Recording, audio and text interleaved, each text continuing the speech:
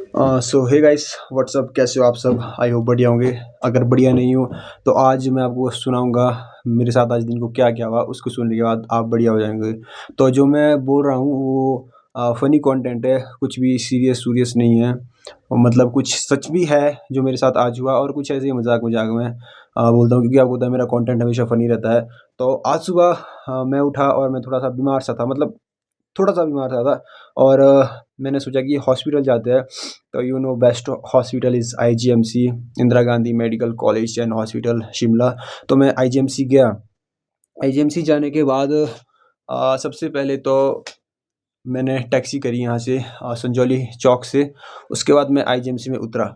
ठीक है, यहाँ तक तो सब कुछ परफेक्ट था, बढ़िया था। उसके बाद मैं अंदर गया। तो अंदर आईजीएमसी वालों ने एक सीन कर रखा है कि एक एप्लीकेशन है आभा, उससे पर्ची कटती है। तो भाई उसको लॉगिन करने में मेरे तो अपने 20 मिनट लगे। तो मैंने अपनी लॉगिन कर दी। फिर एक आंटी मेरे पास आई, बेटा मेरा भी कर दो प्लीज़। और आपका भाई दयालु बंदा, मैंने भी उन आंटी के लॉगिन कर दिया आभा ऐप। उसके बाद ऐसे बढ़ती गई मेरे पास जनसंख्या, अंकल आंटियों की मेरे पास 15-16 अंकल आंटियों की मैंने वो लॉगिन करने के बाद उसके बाद मेरे पास किसका और भी थे वहाँ पे। और उसके मेरे को 1 घंटा लग गया था अप्रॉक्स। तो मेरा जो ट्रीटमेंट था आईजीएमसी में, मेरे पास यहाँ पे पर्ची है, वो था 710 में। हाँ, 710 में था। आप ये देखो पर्ची खाली है। आप पूछेंगे कि खाली क्यों है? मैंने आज 2 पर्चियाँ कटाई है, इसमें बहुत लोचा हुआ है, तो खाली है। उसके बाद मैं क्या 706, मेरे को नहीं पता कि 706 कहाँ है। फिर मैंने एक आंटी से पूछा, उन्होंने बोला कि नई बिल्डिंग जाओ। फिर मैं नई बिल्डिंग ढूंढते ढूंढते मेरे को 10 मिनट लगे। और उसके बाद मैं बैठा लिफ्ट में। तो भाई मैं लिफ्ट में जैसे ही नीचे नीचे नीचे जा रहा था ना, और लिफ्ट अटक गई भाई। 20 मिनट के लिए हम लिफ्ट में थे फंसे हुए। वहाँ पे भी टाइम की बर्बादी हुई भाई। मतलब आज की किस्मत बहुत बेकार थी मेरी। जब हम लिफ्ट से छूटे, उसके बाद मैंने ये पर्ची दिखाई 7th फ्लोर में, और उन्होंने बोला कि ऊपर एक फ्लोर ऊपर जाओ 8th फ्लोर में, और वहाँ दिखाओ क्योंकि आप हो बच्चे। मेरे को बोल दिया बच्चा, भाई 6 फुट का बंदा। और मेरे को बोल क्योंकि मेरी एज है 17 साल 9 महीने, तो 18 साल से नीचे को चिल्ड्रन वार्ड में देखते हैं। तो मैं चला गया, और वहाँ पे भैया ने बोला कि एक और नई पर्ची काटो, जो कि मैंने ये काटी। और उसके बाद मैं अंदर गया, और वहाँ पे बोला कि वेट करो वेटिंग एरिया में। और वेटिंग एरिया में भाई ऐसा होता कि अपने एज ग्रुप के बंदे होते, वहाँ आंटियाँ, गोदी में छोटे छोटे बच्चे, और ज़्यादा सबसे बड़ा बच्चा देखने को मिले इतना सा, वो गाड़ी चला रहा हॉस्पिटल में, और टीवी पे चल रहा है छोटा भीम देखने के लिए। तो भाई इतने सारे बच्चों के बीच मैं ही था एक बड़ा बच्चा। तो वो फीलिंग आप खुद सोचो कैसी कैसा होगा। इधर को कोई बच्चा रो रहा है, इधर को बच्चा राड़ियाँ मार रहा है, इधर को कोई माँ अपने बच्चे को चुप कर रही है। चिल्ड्रन वार्ड में, मैं चिल्ड्रन ही हूँ। मैंने उस टाइम सोचा कि निकल जाता हूँ भाई यहाँ से, बहुत अजीब लग रहा है। पर मैंने सोचा इतनी दूर में आ ही गया तो थोड़ा चेकअप करा लेते हैं। उसके बाद मेरा नाम आया, मेरे को अंदर बुलाया। और अंदर जैसे मैं अंदर एंटर हुआ अंदर, फिर मेरे से पूछते भैया कि पेशेंट कहाँ है? मैंने बोला मैं पेशेंट हूँ। अरे बच्चा बच्चा, अरे मैं ही बच्चा हूँ, 17 साल का बच्चा हूँ। उस बंदे को मतलब ऐसे देख रहा हूँ ऊपर से नीचे तक पूरा। आपका नाम सुलक्ष्य है? हाँ मेरा नाम सुलक्ष्य। एज क्या आपकी? 17 साल। जाओ वहाँ पे हाइट और वेट करा के। अंदर चला गया मैं उन आंटी के पास। आंटी पेशेंट का वेट करना है। बोले कहाँ है पेशेंट बेटा, ले आओ अंदर। मैंने बोला आंटी मैं ही हूँ भाई। मतलब जितनों को भी मैंने छोड़ा ना, सारे हंसने लगे। और मेरी फीलिंग तो थी ना उस टाइम की, भाई मैं यहाँ से भाग जाता हूँ, मुझे अपने घर जाना है। चलो फिर सोचा कि इतनी दूर में है तो चेकअप मैं करा ही लेता हूँ। फिर मेरा वेट करा मैंने 70 केजीज, और हाइट थी मेरी 150 कुछ ऐसी, अप्रॉक्स 180, मतलब नहीं 150, मैं भूल गया। उसके बाद मैं फिर से आंटी के पास गया। वहाँ पे एक बूढ़ी आंटी डॉक्टर, बेस्ट डॉक्टर थी, बहुत अच्छी डॉक्टर थी। बोलो आंटी ये बोलो सुलक्ष्य कौन है? मैं हूँ। आंटी विशन कि भाई आप पेशेंट हो? हाँ। तो चिल्ड्रन वार्ड में, एज क्या आपकी? 17। फिर आंटी बीटा हुई है मेरे साथ, क्या हुआ है? भाई इतना सब कुछ होने के बाद मैं भूल गया कि मेरे को क्या हुआ है। फिर मेरे को याद करने में थोड़ा टाइम लगा कि मेरे को क्या हुआ था। हाँ, मेरे को सुबह सिर दर्द हो रहा था, मेरे गले में दर्द है अभी भी है, और बुखार टाइप था, मैंने बोला। और उन्होंने फिर कुछ दवाइयाँ लिखी और एक्सरे को भेज दिया मेरे को, और थोड़े टेस्ट को। और जब मैं टेस्ट कराने गया, वहाँ पे भी सारे बच्चे, और टीवी में चला हुआ है छोटा भीम चला हुआ है, ढोलकपुर लेना देना सब कुछ। और भाई मेरा इतना दिमाग खराब हुआ, मैं वहाँ से निकल गया सीधा कि मैं जा रहा हूँ, मैंने कोई इलाज नहीं कराना है, आप मुझे माफ़ कर दो। मैं अब जब 18 साल का हो जाऊँगा अब तभी आईजीएमसी जाऊँगा। मैंने आज ये, और 18 साल का मैं अप्रैल में हो जाऊँगा, अब 18 साल के बाद ही मैं आईजीएमसी जाऊँगा, क्योंकि मैं बच्चों के साथ अपनी ट्रीटमेंट और नहीं करा सकता हूँ। उसके बाद मैं निकला रिज।